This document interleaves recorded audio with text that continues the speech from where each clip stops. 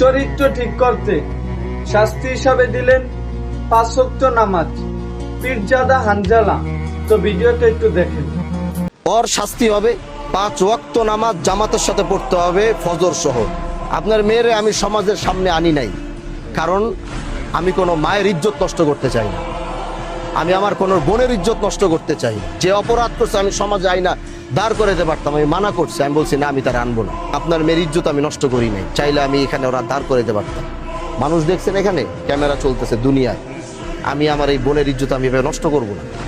সে ভুল করছে, আমি এটাই বুঝাইতে চাইছি যে প্রকৃতভাবে দ্বিতীয়বার আল্লাহর কসম করে বলতেছি, দ্বিতীয়বার যদি আমি এইরকম আরেকটা কথা যদি আমি আপনার মেয়ের নামে জীবনে শুনবো, এটা তরে শুদ্ধ আমি এখান থেকে খেদাই দেবো। কিন্তু যদি বউ কন্ট্রোল করতে না পারো, বউ নিয়ে অন্য জায়গায় জায়গাবে না। আরেকবার যদি আমি দ্বিতীয়বার শুনবো, আর মোবাইল চালানো বন্ধ।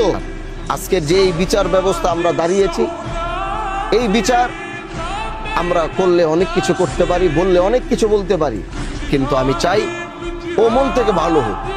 আমি অন্যায়ভাবে আমি আমার ক্ষমতা আছে বলে আমি এখন সব করে ফেলবো, সেটা আমি প্রকৃতভাবে ওর এমন একজন সন্তান দেখতে চাই আগামীতে। আজকে যারা ওর নামে এই বিচার দিছে এবং ও এটা উপলব্ধি করার পরে, আমি ওর এরকম সন্তান দেখতে চাই আগামী 3 মাস পরে এলাকার মানুষ গিয়ে বলবে যে ভাই আজকে দেখিও ভালো হয়ে গেছে, 5 ওয়াক্ত নামাজ জামাতের সাথে পড়তেছে, মানুষের সাথে ভালো ব্যবহার করতেছে, ওর পুরো চরিত্র সবকিছু পরিবর্তন হয়েছে। আমি এরকম ওরে দেখতে চাই। মানুষ চাইলে সবকিছু সম্ভব। আমি এই মহিলাটারে দেখতে চাই যে এই মহিলার ভালো হবে।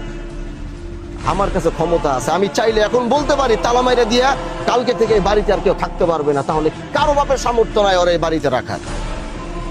আমি যদি বলি এই বাড়ি তালা মাইরা এই মেয়ে আর ওরা থাকতে পারবে না, কেউ সামর্থ্য আছে ওরা নিয়ে এখন বাড়িতে রাখবে? বলেন পারবে কেউ নিয়ে রাখতে? আমি চাইলে সেটা বলতে পারি, আমি চাইলে সেটা করতে পারি, কিন্তু আমার হাতে ক্ষমতা আছে দেখেই যে আমি সেই ক্ষমতার ব্যবহার করব, বিষয়টা এরকম না। সমাজের মানুষের একটা ভুল হবে, সেই ভুলের পরিমাপটা দেখতে হবে যে দ্বিতীয়বার তাকে সুযোগটা দেওয়া যায় কিনা। যখন তাকে দ্বিতীয়বার সুযোগ দেওয়া যাবে না, তখন তার বিষয়ে এরকম কোনো ফায়সালা করতে হবে যেটার বিকল্প আর কোনো রাস্তা থাকবে না। পিঠ দেয়ালে থেকে গেছে, এখন এটাই ফায়সালার বাইরে আর কিছু না।